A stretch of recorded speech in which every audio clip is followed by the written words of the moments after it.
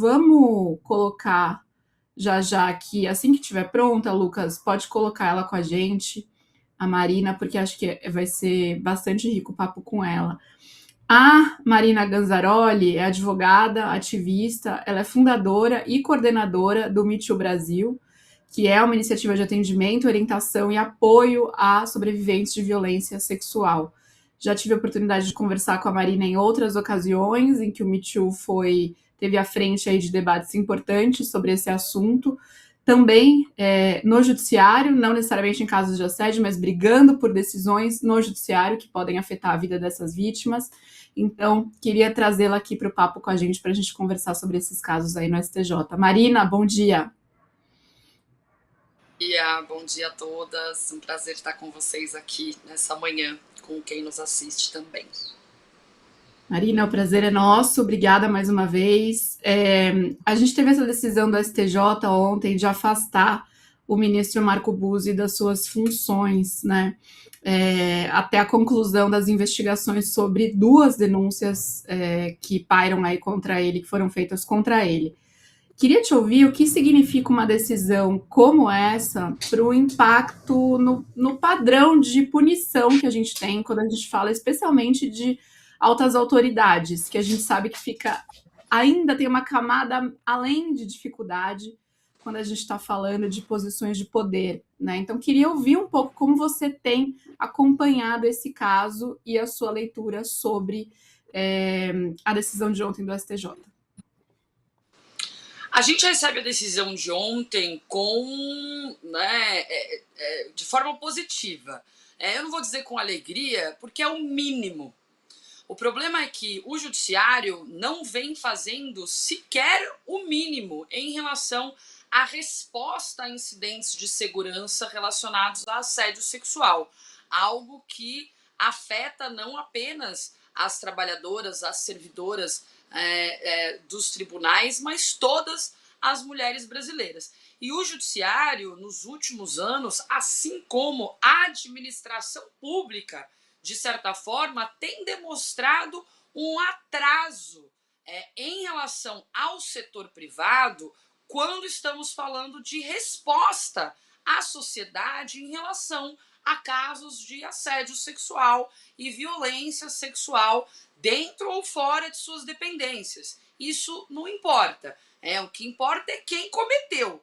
Se foi dentro do tribunal ou fora do tribunal, é inadmissível termos um magistrado, um ministro, alguém na posição de decidir sobre a vida de outras pessoas, que é um criminoso. Não importa se ele cometeu aquele crime dentro do ambiente de trabalho ou fora do ambiente de trabalho.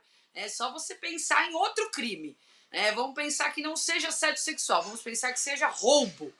Dá para ter um juiz ladrão? Não dá para ter um juiz ladrão. Da mesma forma que não dá para ter um juiz que é um predador sexual. A violência sexual ela tem essa característica, que é uma característica ligada à reincidência, que fica evidente aí também nesse caso.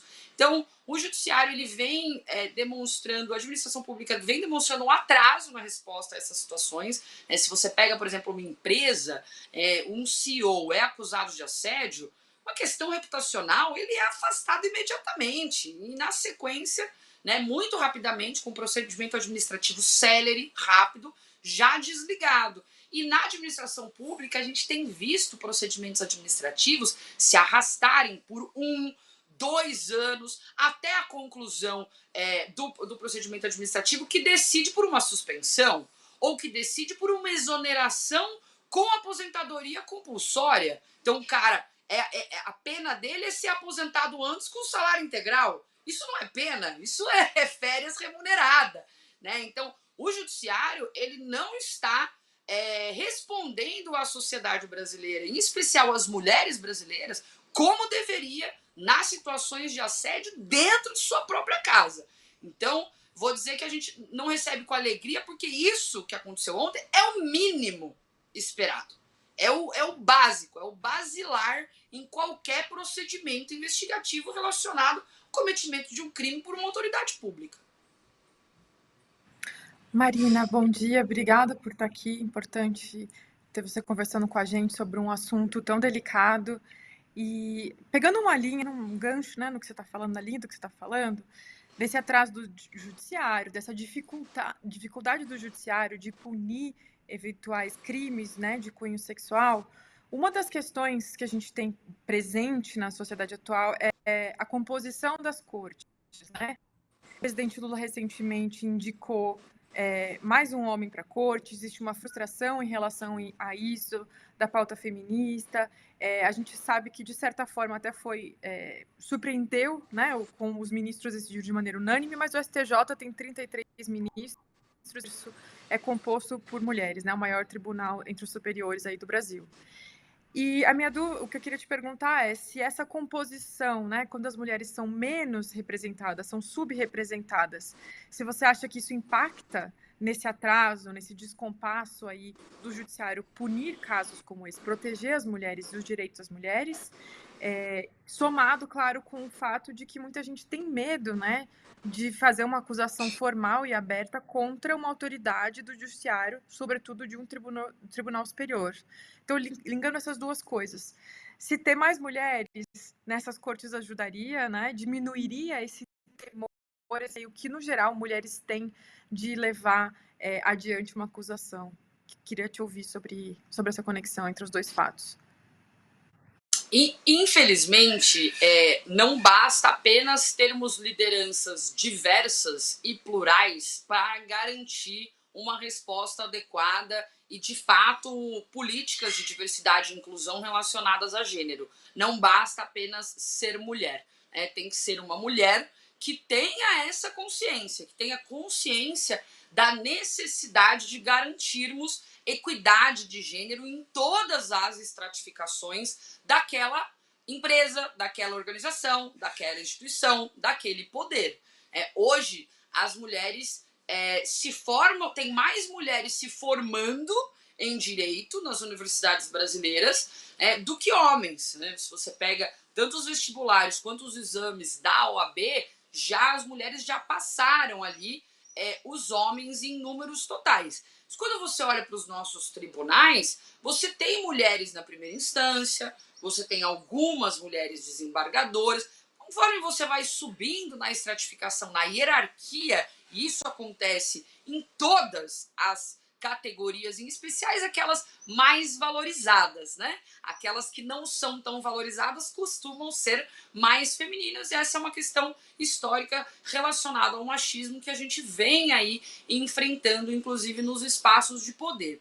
Infelizmente, esse governo também deixou aquém a indicação considerando sua equidade de raça e de gênero, porque não adianta só ter equidade de gênero, precisa ter equidade no gênero.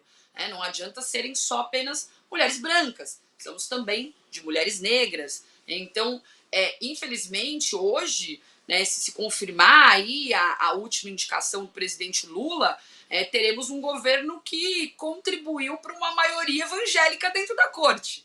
Né? Então, são questionamentos que são importantes na medida em que não apenas o perfil de gênero da alta liderança, mas as políticas e o posicionamento da alta liderança faz diferença. Né? Então, se eu tenho um homem que é aliado, né, que cria um canal de denúncia, que leva a sério os procedimentos administrativos, que, assim como a sociedade brasileira acha inadmissível ter um juiz, que dirá um ministro que sai por aí assediando mulheres, seja dentro do tribunal ou fora do tribunal. Né? O que a gente precisa? A gente precisa dessa pessoa, né, que entenda a importância de haver política de consequência. E política de consequência que segue protocolo, não que segue depende, se é meu amigo, a gente vai afastar, se é meu inimigo, a gente vai exonerar. Veja, o caso do juiz Scalércio, do Tribunal do Trabalho de São Paulo, né, que teve a participação ativa da organização Multibrasil na sua construção, foi o primeiro caso, de um magistrado no Brasil que foi afastado pelo CNJ por assédio sexual, exclusivamente. Foi afastado, exonerado, com a aposentadoria compulsória. Como ele era uma pessoa jovem na carreira, ok, não foi um valor tão alto, mas nosso imposto paga esse valor todo mês para esse magistrado que foi afastado pelo CNJ definitivamente. Então, o STJ, primeiro que do ponto de vista constitucional, ele está aquém no seu número de juízes, né? Então, era para a gente ter hoje, com a nossa população, conforme a Constituição, mais ou menos o dobro de ministros do STJ, né? Tanto que o STJ é um gargalo de produtividade, né? O que para de processo ali no STJ, o acúmulo de processo no STJ, qualquer advogado que trabalha com contencioso tem pelo menos uns processos de 10 anos lá no STJ, né? Então, só que eles não querem, né, dividir orçamento, eles não querem dividir poder, eles não querem dividir sequer o espaço do gabinete, né? Porque hoje os ministros usam o que seria um espaço físico de 2 gabinetes, né? Porque o prédio foi projetado pelo Oscar Niemeyer pensando no número de juízes que a gente teria que ter, né? Esse número nunca foi alcançado, né? Por interesse de quem? Deles mesmos, que querem continuar poucos, né? Então a gente tem aí no judiciário, né? E eu acho que esse é um questionamento que a gente, enquanto sociedade brasileira, tem que fazer, que é um questionamento de controle. Como que a gente tem o judiciário mais caro do mundo, né? Que tem um orçamento que 90%, 95% é folha de pagamento, que não respeita o teto do presidente e que ainda reclama quando tem que dar política de consequência em relação a acusações de violência sexual. Ainda acha ruim, né? Ainda acha, nossa, veja bem, isso não representa, né, o judiciário. Desculpe, representa. Representa porque o judiciário segue empurrando para debaixo do tapete uma série de violações reiteradas, né? Então, a gente espera que no caso do ministro Marco Buzzi seja feito pela primeira vez o que deve ser feito em todos os casos, que o STJ, o STF e a magistratura brasileira seguiram se calando servidoras, calando advogadas, calando magistradas, né? E, novamente, a característica intrínseca desse tipo de crime é a reincidência. Se tem uma menina de 18 anos, né, até pela sua idade e pela sua diferente formação, foi capaz de romper o silêncio, vocês não imaginam quantas devem existir ainda em silêncio. Essa servidora é apenas a primeira. Isso eu posso te garantir como especialista. Posso te garantir. Onde tem uma, tem mais.